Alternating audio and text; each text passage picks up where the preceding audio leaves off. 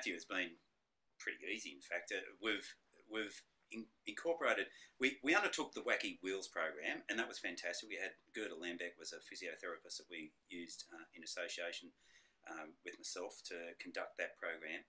And the beauty and the fun about that, as Christine has identified, was that every single kid, irrespective of what ability or disability they had, learnt to ride a bike. There was not one that didn't learn to ride a bike, and that was pretty exciting. And what that showed was that if all the kids are given the opportunity, some with a bit more patience than others, then everybody has the chance to be a good little bike rider. And the truth is that was the motivation and the drive for the program. The Matthew Keller-Priest story in my books is about integration.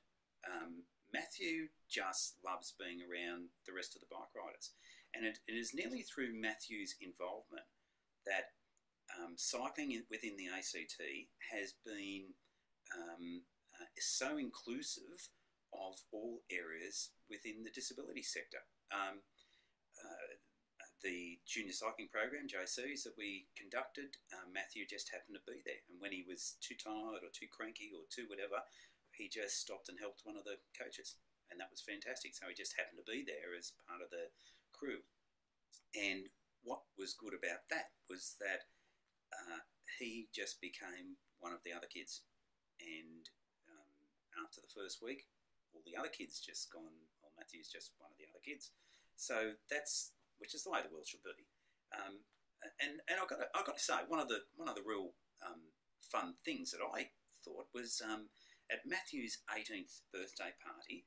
Here we are sitting with Matthew's school friends, and he had a bunch of cycling friends. Now, one of them happened to be going to the Junior World Championships that year as an elite female cyclist, and some of their friends were there, and some of the kids were there, and they were there because they were just Matthew's friends.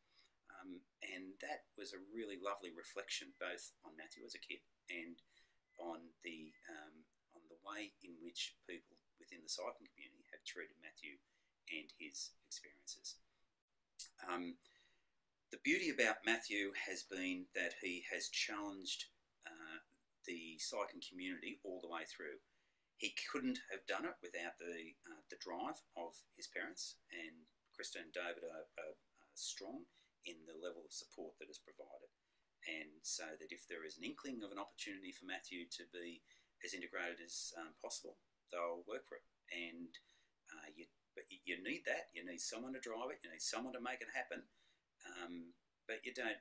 People, most of the time, people are good people, and they will just go, okay, show me how we can do this, and we'll run it. As a result of that, we've actually integrated a disability component into the time trial for the Junior and Women's Tour, one of the biggest tours within Australia, held in the depths of winter in Canberra. It's a terrible time to hold it, but it's one of the strong elite tours for the juniors and for the senior women, a selection race in many cases. And we've included now a time trial element that allows for that. Excuse me.